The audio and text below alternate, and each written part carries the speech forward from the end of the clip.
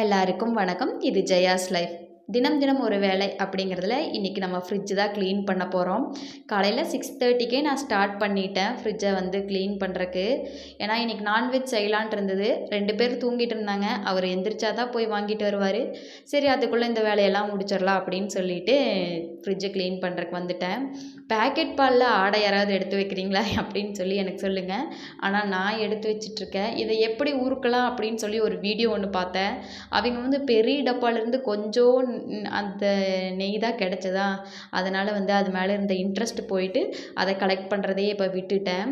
அதுக்கப்புறம் இந்த பட்டர் வந்து ஏதாவது டப்பாவில் போட்டு வச்சுருந்தா கூட நல்லா இருந்திருக்கும். நான் அப்படியே பிளேட்டில் வச்சு உள்ளே வச்சுட்டேன்.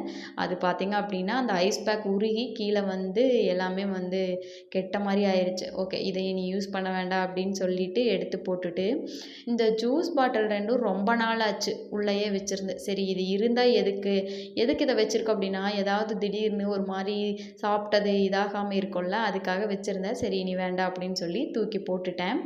அதுக்கப்புறம் ஊருக்கு போயிருந்தப்போ அம்மா மருதாணி தழை கொடுத்துருந்தாங்க. அரைச்சி வச்சுக்கோ ஊருக்கு போய் அப்படின்னு சொல்லி. அதை அரைக்கவும் இல்லை வைக்கவும் இல்லை. கடைசியில் தூக்கி குப்பையில் போட்டது தான் மிச்சம். அதுக்கப்புறம் இதுலையெல்லாம் பெருசாக எதுவுமே இல்லை. நான் காய்கறி அந்த மாதிரியெல்லாம் எதுவும் நிறையா ஸ்டோர் பண்ணிக்க மாட்டேன். ஏன்னா 2 நாளைக்கு ஒருக்கா இங்கே மார்க்கெட் போய் வாங்கிக்கிறதுனால எனக்கு அந்த பிரச்சனை கிடையாது.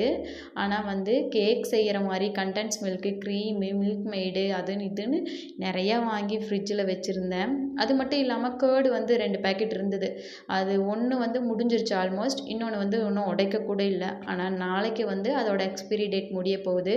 சரி அதுக்குள்ளே நாளைக்கு எதுவுமே செய்யாமல் தயிர் வச்சு தாளித்து வச்சு விட்டுறலாம் அப்படிங்கிற மாதிரி பிளான் பண்ணியிருக்கிறேன். ஒரு வேளை இன்றைக்கே முடிஞ்சிருச்சு அப்படின்னா வேறு ஏதாவது பண்ணிக்கலாம் அப்படின்ட்டு தான் இருக்கேன். இந்த மில்க் மெய்டு இதெல்லாம் வாங்கி ஒரு மாதம் இருக்கும். எக்ஸ்பிரி டேட் எல்லாத்துலேயும் பார்த்தேன். ஆனால் வந்து இன்னுமே வந்து 6 மந்த்துக்கு அந்த மாதிரி இருந்தது. சரி ஓகே, பிரச்சனை இல்லை. அப்போ 6 மந்த்துக்கு நம்ம கிடப்பில் போட்டுடலாம் அப்படின்ட்டு நான் வந்து மற்ற வேலையை பார்த்துருந்தேன். எனக்கு வந்து இந்த ஃப்ரிட்ஜு மேலே துடைக்கிறதுக்கு எட்டவே இல்லை. நான் ஸ்டூல் போட்டு தான் வந்து துடைச்சேன். ஏன்னா நம்ம ஹைட்டுக்கெல்லாம் நம்ம எங்கே இருந்தாலும் இந்த மாதிரி சேர் போட்டு ஸ்டூல் போட்டு அந்த மாதிரி தான் இருக்குது. எல்லாத்தையும் கழுவி வச்சுட்டு அதுக்கப்புறம் போய் தான் ஃப்ரிட்ஜை துடைக்க ஸ்டார்ட் பண்ணினேன். ஏன்னா இதெல்லாம் வந்து ஈரம்லாம் காஞ்சிரும்ல, அதுக்குள்ளே துடைச்சிட்டோம்னா எடுத்து டக்குன்னு ஃபிட் பண்ணிக்கலாம். இதை கீழே வச்சுருந்தோம் அப்படின்னா நம்ம மேடம் வந்தாங்கன்னா எல்லாத்தையும் எடுத்து அதை இதையும் பண்ணி அவங்க ஒரு அலப்பறை பண்ணிடுவாங்க. அதனால் வந்து 6:30 7:00 அந்த மாதிரி இருக்கும்னு நினைக்கிறேன். நான் ஸ்டார்ட் பண்ணும்போது 7:45 அந்த மாதிரி ஆயிடுச்சு முடிக்கும்போது.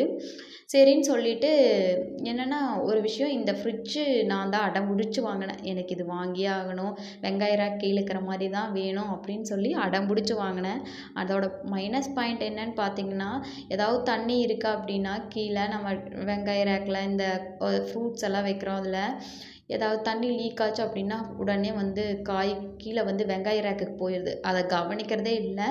அது பார்த்திங்க அப்படின்னா பூரா வெங்காயம்லாம் கெட்டு போன மாதிரி ஆயிருக்குது. கவனிக்கிறது இல்லைன்னா அதை டெய்லி எடுப்பீங்களே, எப்படி கவனிக்காமல் இருக்கிறீங்க அப்படிங்கிறது வந்து எனக்கு புரியுது. நம்ம ஊருக்கு போயிட்டோம், இல்லை அந்த மாதிரி கரண்ட் ஆஃப் பண்ணிட்டு போகிறோம், இந்த மாதிரி ஒரு சில விஷயம் இருக்குல்ல, அந்த மாதிரி போகும்போது ஊருக்கு போயிட்டு வந்து பார்க்கல சரியான வாசமாக இருக்குது. சரி அதை எதுக்கு யூஸ் பண்ணுவானேன்னு சொல்லி யூஸ் பண்ணவே இல்லை. அதுக்காக இந்த ஃப்ரிட்ஜு ஏன்டா வாங்கினேன்னு சொல்லி ஒவ்வொரு நாளையும் யோசிச்சுட்டு தான் இருக்கிறேன். இட்ஸ் ஓகே, எனக்கு கம்ஃபர்டபுளாக இருக்கிற மாதிரி தான் இருந்துச்சு. அவர் சொன்னார் டபுள் டோர் வாங்கலாம் அப்படின்னு சொல்லி. இல்லை எனக்கு வெங்காய ரேக்கோட வேணும்னு சொல்லி நான் தான் அடம் பிடிச்சி இதை வாங்கினேன். யூஸ் பண்ணுறக்கெல்லாம் நல்லா இருக்குது. ஆனால் இந்த ஒரு பிரச்சனை மட்டும்தான் இதில். அதுக்கப்புறம் வந்து பார்த்திங்க அப்படின்னா எல்லாத்தையும் எடுத்து இருக்கிற இடத்துல செட் பண்ணியாச்சு.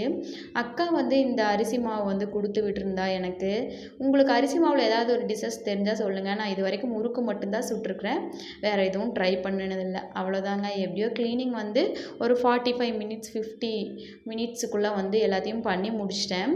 தினம் தினம் ஒரு வேலை அப்படிங்கிறதுல வந்து எனக்கு கூட இன்ட்ரெஸ்ட்டாக தான் இருக்குது. ஏதாவது ஒன்று க்ளீன் ஆகிற மாதிரி இருக்குது, நீட்டாகவும் இருக்கிற மாதிரி இருக்குது, அதே மாதிரி வீடியோவும் எடுத்த மாதிரி இருக்குது.